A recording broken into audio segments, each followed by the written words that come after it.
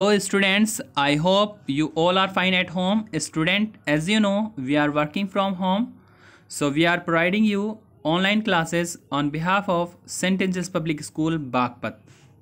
Student, today here we go with chapter 2nd of English main course book of class 8th. And the title of the chapter is Olive Ridley Sea Turtles. Sea turtles means samundri कछुए.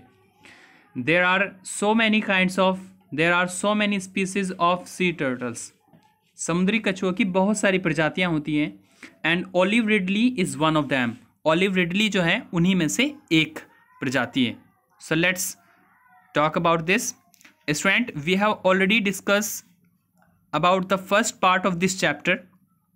Today we are going to discuss about the second part of this chapter, and before starting the second part, let's take a review of part 1.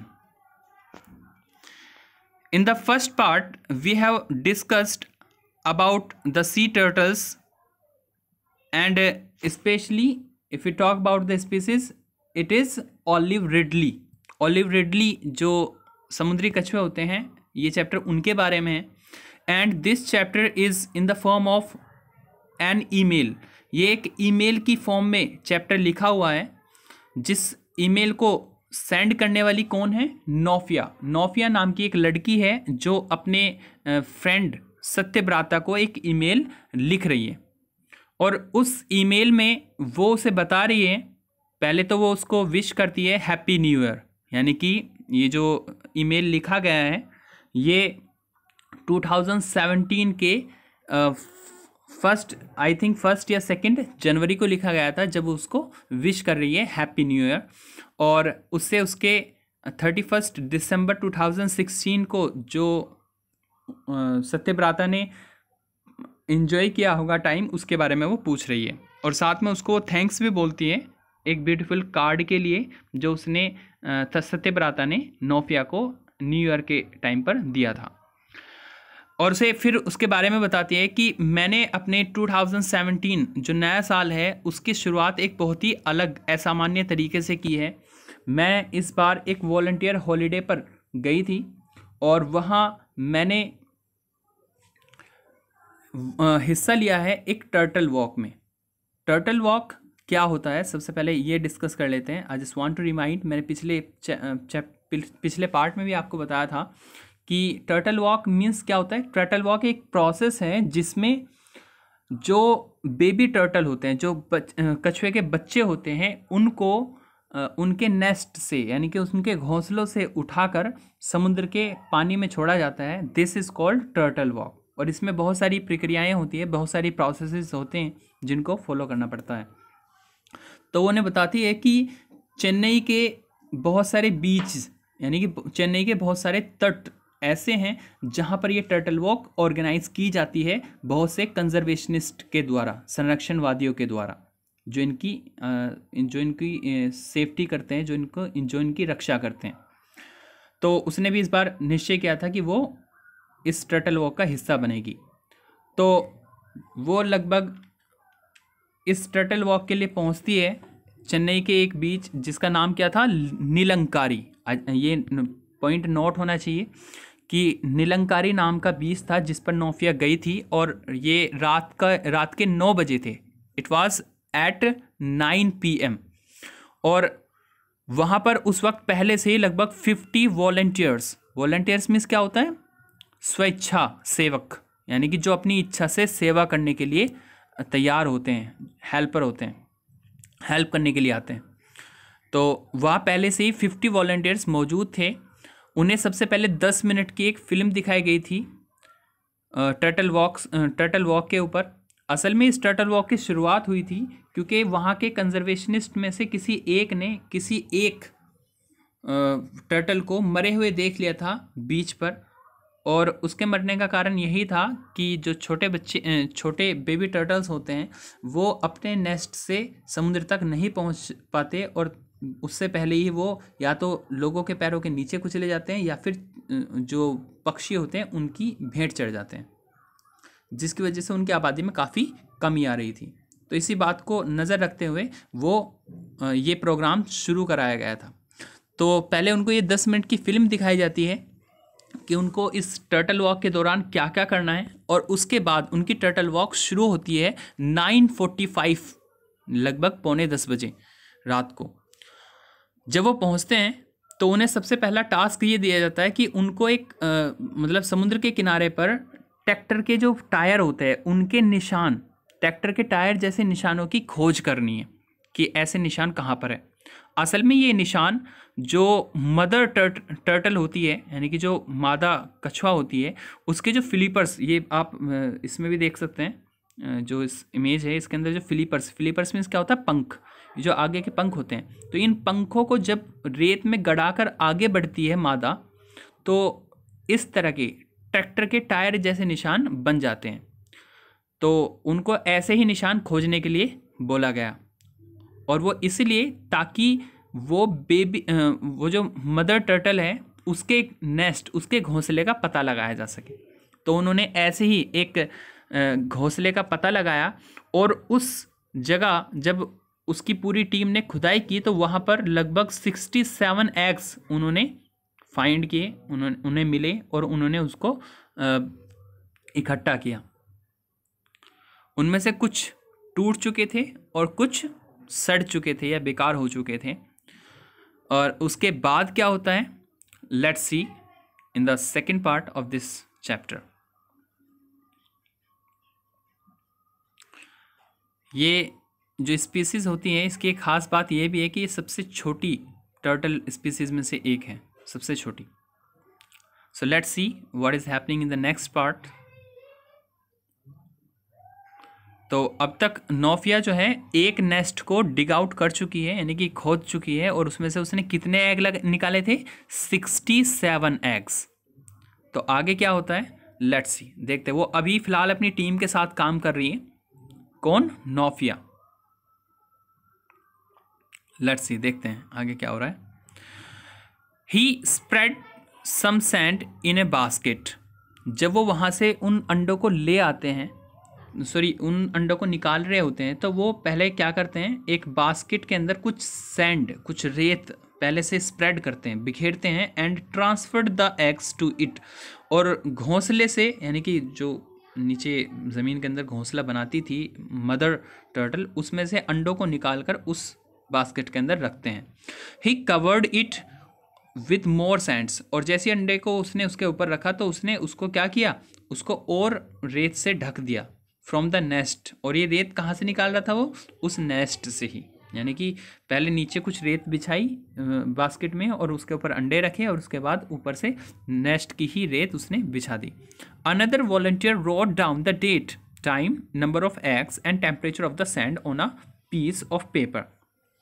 और दूसरा जो मेरा साथी volunteer था, उसने copy pencil निकाली और डेट, टाइम, नंबर क्या किया, नंबर ऑफ एग्स और टेम्परेचर, तापमान, ऑफ द सैंड, उस रेत का उसने लिख लिए on a piece of paper and put it in the basket. और उस पेपर को भी उस बास्केट के अंदर रख दिया। यानी कि वो इंफॉर्मेशन भी गेन करते थे कि जहाँ उन्होंने कितने नेस्ट, उन्होंने कितने घोंसलों को खोजा, और उसके बाद जितने भी वहाँ से एग मिलते थे उनकी क्वांटिटी लिखते थे, डेट और टाइम लिखते थे, और वहाँ का टेम्परेचर क्या था जहाँ वो एग रखे हुए थे उसको वो नोट करते हैं, और उस इंफॉर्मेशन को वो उस बास्केट के साथ ही रख देते हैं। फिर क्या करते हैं, 2 others then took the basket to the hatchery। Hatchery, I told you before, मैंने पहले ही आपको बताया था, हैचरी एक जगह का नाम होता है जहाँ अंडों से बच्चे निकलते हैं, यानी कि अंडों के सेने की जो जगह होती है, ठीक है, जनन स्थान या जन्म स्थान, या फिर अंडे सेने की जो जगह होती है, दैट्स कॉल्ड हैचरी। 2 others, तो जो मेरे 2 साथी वॉलंटियर्स थे, उन्होंने उस बास्केट को उठाया और वो हैचरी के पास, हैचरी यानी कि उस अंडे सेने की जगह पर उसको ले जाने लगे। वी पेट्रोल्ड, देखो पेट्रोल जो है एक होमोफोन्स भी है, हम अक्सर पेट्रोल नाम सुनते हैं, लेकिन वो PE वहाँ ई होता है, और यहाँ क्या है, PA, उसका मतलब पेट्रोल यानी कि तेल, जो पेट्रोलियम होता है। लेकिन यहाँ पेट्रोल का मतलब होता है, पेट्रोल्ड मीन्स होता है पहरेदारी करना या चहलकदमी करना या चलना, भ्रमण करना, पहरा लगाना या घूमना। तो वी पेट्रोल्ड द बीच, हमने उस तट पर काफ़ी पहरे लगाए या घूमे। फॉर 2 more hours, 2 घंटे, हमने और 2 घंटे वहाँ पर खूब पेट्रोलिंग की, यानी कि वहाँ घूमे। एंड फाउंड 2 more नेस्ट, और हमने 2 और नेस्ट खोज निकाले, यानी कि उन्होंने 2 घोंसले और निकाल लिए खोज कर।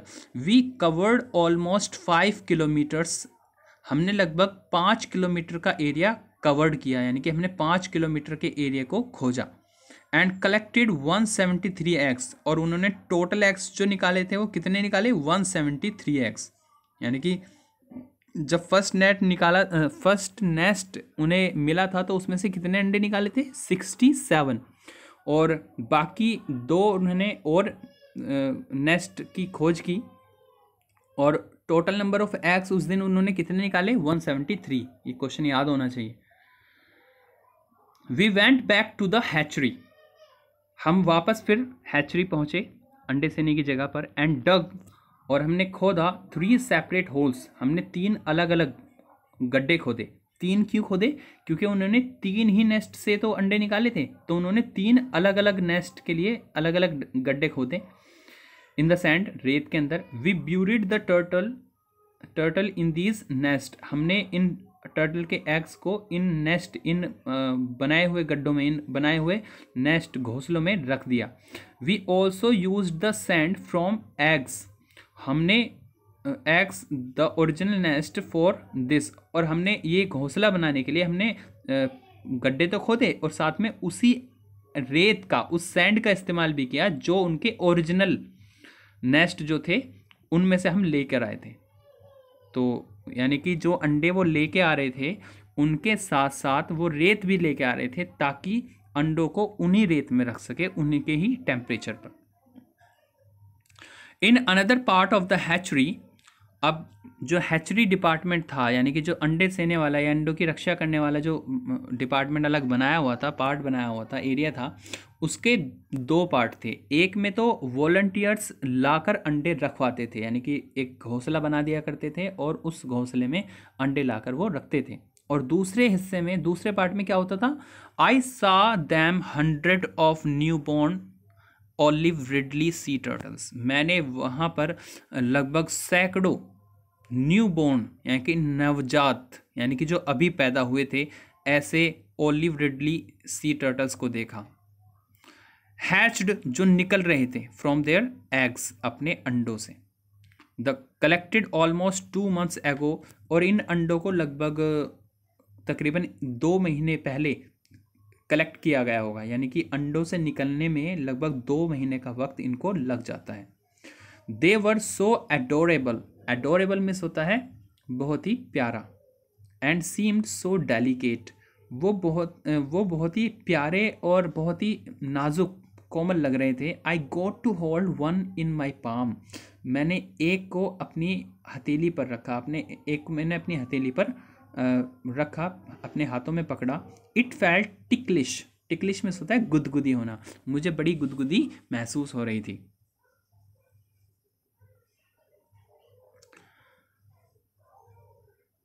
तो आगे क्या होता है, लेट्स सी, देखते हैं। अब वो फिलहाल हैचरी में पहुंच चुके हैं, यानी कि जहाँ पर अंडे सेने का काम होता है, और अंडे सेने के बाद वहाँ जो है उन अंडों से बच्चे निकलते हैं टर्टल्स के। आगे क्या होता है, we took the hatchlings, hatchlings यहाँ पर बताया गया है न्यू बोर्न बेबी टर्टल, जो नवजात कछुए के बच्चे हैं, यानी कि जो अभी अभी पैदा हुए हैं, उनको बोलते हैं हैचलिंग्स। तो we took the hatchlings in baskets, हमने हैचलिंग्स को बास्केट में रखा, यानी कि हमने उन छोटे छोटे कछुओं को बास्केट में, टोकरी में रखा। टुवार्ड्स द सी, और समुद्र की तरफ चल पड़े। We formed a semi circle on the beach, हमने एक सेमी सर्कल यानी कि आधा गोला, सेमी सर्कल मीन्स आधा गोला, अर्ध गोला, यानी कि सी नहीं होता, सी फॉर कैट, तो सी शेप का हमने एक गोला बना लिया बीच पर। एंड पुट 241 हैचलिंग्स, हमने 241 कछुए के बच्चों को एक साथ रखा ऑन द ग्राउंड, ज़मीन पर, लाइक द इमेज, आप इमेज में भी देख सकते हैं।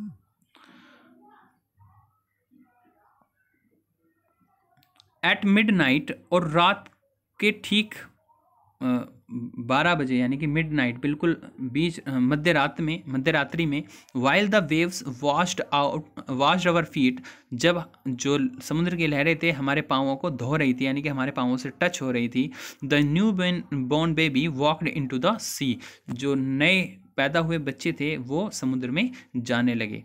इट वॉज ट्रूली वंडरफुल, ये जो एहसास था ये बहुत ही ज़्यादा वंडरफुल था, शानदार था। Watching hundreds of tiny turtles running into the water, उन छोटे छोटे सैकड़ों टर्टल्स को, छोटे छोटे सैकड़ों टर्टल्स को पानी में जाते हुए देखना, पानी की तरफ दौड़ते हुए देखना, बहुत ही अच्छा एक एहसास था, बहुत ही चमत्कारी था, अमेजिंग था। Some of them crawled between our feet, कुछ टर्टल्स, बेबी टर्टल जो थे वो तो क्रॉल्ड कर रहे थे, रेंग रहे थे हमारे कदमों के बीच में। And some of them were washed back to the shore, और कुछ बेबी टर्टल्स को समुद्र की लहरें वापस किनारे की तरफ बहाकर ला रही थी। We directed them towards the sea, लेकिन हमने उनको फिर से समुद्र के अंदर डायरेक्ट कर दिया, उनको डाल दिया। एंड सून, और जल्दी ही, all the baby turtles disappeared from sight, सभी बेबी टर्टल्स जो थे वो हमारी नज़रों से दूर हो जाते हैं, गायब हो जाते हैं, यानी कि वो पानी में चले जाते हैं।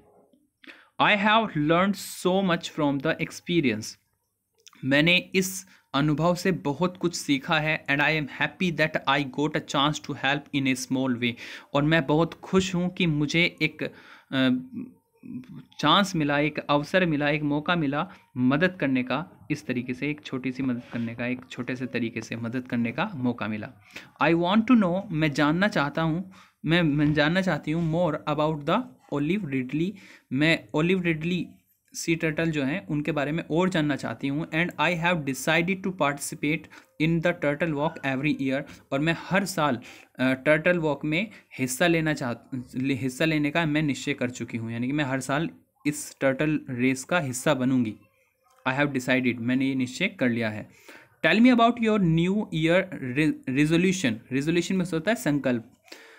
तुम अब वो किससे पूछ रही है? सत्यव्रता से। वो सत्यव्रता से कह रही है कि चलो अब मुझे तुम अपने नए साल के रेजोल्यूशन, अपने संकल्पों के बारे में बताओ, यानी कि तुमने क्या क्या सोचा है। I have attach some photographs, मैंने कुछ फोटोग्राफ्स भी जोड़ दिए हैं, अटैच कर दिए हैं इस ईमेल के साथ। आई क्लिक, जो मैंने क्लिक किए थे, जो मैंने लिए थे विद दिस मेल, इस मेल के साथ, यानी कि जो ये ईमेल नोफिया लिख रही थी उसने उस ईमेल के साथ साथ कुछ फोटोग्राफ भी जो उसने लिए थे वो अटैच कर दिए थे।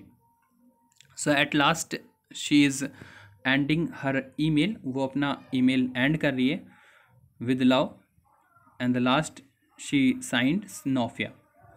सो student, this was the end of second part of this chapter.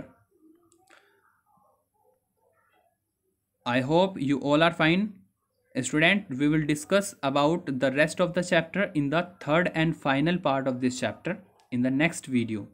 Till then, stay at home, be safe. Thank you. Have a nice day.